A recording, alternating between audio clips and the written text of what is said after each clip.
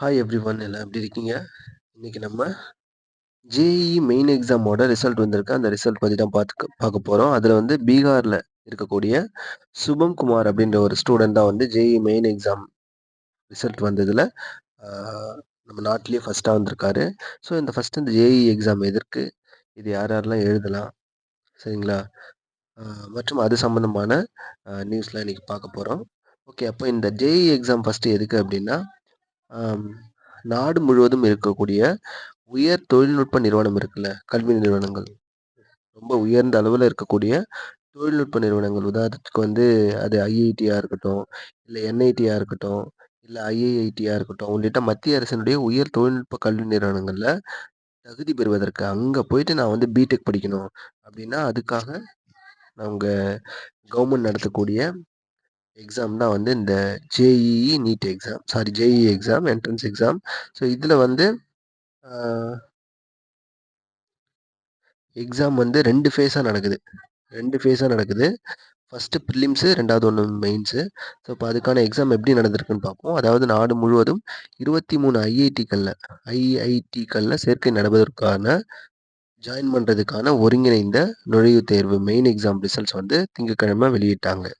சரிங்களா? இதுல வந்து பீகார்ல இருக்கக்கூடிய கயானா அப்படின்ற பகுதியைச் சேர்ந்த சுபம் குமார் அப்படின்ற மாணவர் தான் அகில இந்திய அளவுல முதலிடம் பெற்றதா சொல்லியிருக்காங்க. அடுத்தது இவர் பெற்ற டோட்டல் மார்க் எவ்வளோ அப்படின்னு கேட்டிங்கன்னா, இவர் கெட் பண்ணது வந்து மொத்தம் 360க்கு 330 மார்க் வாங்கி ஸ்டேட் ஃபர்ஸ்ட் வந்திருக்காரு.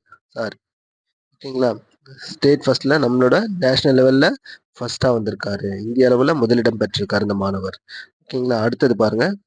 அடுத்தது ஃபர்ஸ்ட் இந்த எக்ஸாம் எதுக்குன்னு தெரிஞ்சுக்கணும்ல. நிறைய எக்ஸாம் இருக்கு. நீங்க இன்ஜினியரிங்கோ இல்ல ஆர்ட்ஸ் அண்ட் சயின்ஸோ அப்ளை பண்ணும்போது, அது அப்ளை பண்ணும்போதே கேட்கும். நீங்க ஜேஇஇ எழுதிருக்கீங்களா? இல்ல நீட் எழுதிருக்கீங்களா? அப்படின்லாம் கேட்கும். இன்னும் ஒரு எக்ஸாமும் கேட்கும். ஸோ அந்த மாதிரி எக்ஸாம்ஸ்லாம் எது எதுக்காக அப்படின்றத நம்ம இன்னைக்கு பார்க்கலாம். ஸோ அப்போ அந்த ஜேஇஇ எதுக்காக அப்படின்னா, நாடு முழுவதும் இருக்கக்கூடிய ஐஐடி, என்ஐடி, ஐஐஐடி உள்ளிட்ட மத்திய அரசினுடைய உயர் தொழில்நுட்ப கல்வி நிறுவனம். இதுல வந்து ஒரு தகுதி தேர்வா வந்து இந்த எக்ஸாம் வைக்கிறாங்க. ஸோ இதுல தேர்ச்சி பெறணும்னா வச்சுக்கங்களேன், இதுல போய் நீங்க ஜாயின் பண்ணணும் அப்படின்னா, இந்த ஐஐடி, என்ஐடி, ஐஐஐடி உட்பட்ட மத்திய அரசினுடைய உயர் தொழில்நுட்ப கல்வி நிறுவனங்கள்ல போய் நீங்க சேரணும் அப்படின்னா, ஜேஇஇ எக்ஸாம் வந்து நீங்க என்ட்ரன்ஸ் எக்ஸாம் எழுதணும். ஸோ அப்போ ஜேஇஇ வந்து ப்ரிலிம்ஸ் ஒண்ணு வருது, மெயின்ஸா ஒண்ணு வந்து வருது. மெயின்ஸ் வந்து அட்வான்ஸ்ட் அப்படின்னு சொல்லுவாங்க. 2 ஃபேஸ்ல நடக்குது இந்த எக்ஸாம்.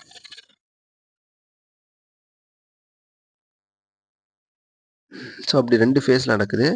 அப்போ ஜேஇஇ முதல்நிலை தேர்வுல தகுதி பெறுபவர்கள் வந்து அதான் ஃபர்ஸ்ட் ஃபேஸ்ல ப்ரிலிம்ஸ்ல பாஸ் பண்றவங்க என்ஐடி, ஐஐடி உள்ளிட்ட மத்திய கல்வி நிறுவனங்களில் சேர்க்கை பெற முடியும். சரிங்களா?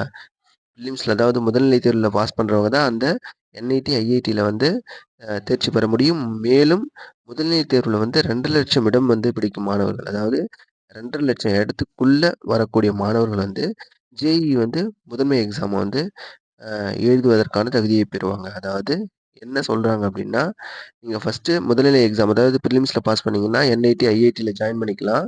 அதுக்கு அடுத்தது வந்து யார் யாரெல்லாம் 2,00,000 ரேங்க் அந்த சீட்டுக்குள்ள வராங்களோ, அவங்க வந்து ஜேஇஇ மெயின்ஸ் எக்ஸாம் எழுத தகுதியானவங்க அப்படின்னு சொல்றாங்க. சரிங்களா? அப்போ முதன்மை தேர்வுல தகுதி பெறுபவர்கள் நாடு முழுவதும் உள்ள 20 ஐஐடில இளநிலை பயோடெக் பிடெக் படிச்சு பிடெக் வந்து ஜாயின் பண்ணிக்கலாம் அப்படின்னு சொல்லியிருக்காங்க.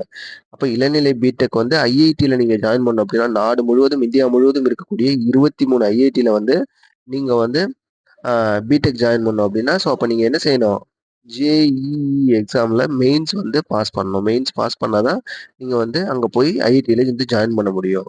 ஓகேங்களா? அப்போது இதுக்கான தகுதியை வந்து சொல்லியிருக்காங்க. ஓகே, அடுத்தது என்ன சொல்லியிருக்காங்க பாருங்க.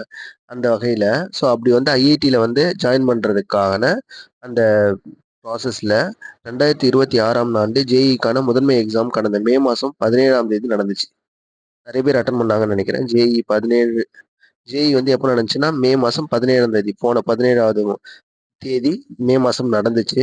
ஸோ இந்த தேர்வுக்கு வந்து மொத்தம் எத்தனை பேர் ரெஜிஸ்டர் பண்ணியிருக்காங்க அப்படின்னு கேட்டீங்கன்னா 1,87,389 பேர் ரெஜிஸ்டர் பண்ணியிருந்தாங்க. ஓகேங்களா? 189 7. ஸோ அப்புறம் வந்து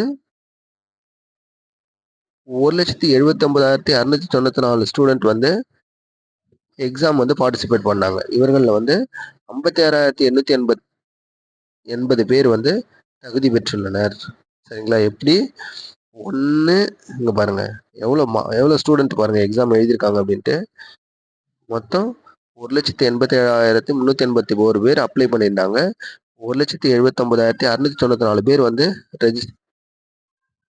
எக்ஸாம் எழுதுனதுல எத்தனை பேர்? மொத்தம் 56,000 பேர். அதுல அப்படியே பாதி இல்ல.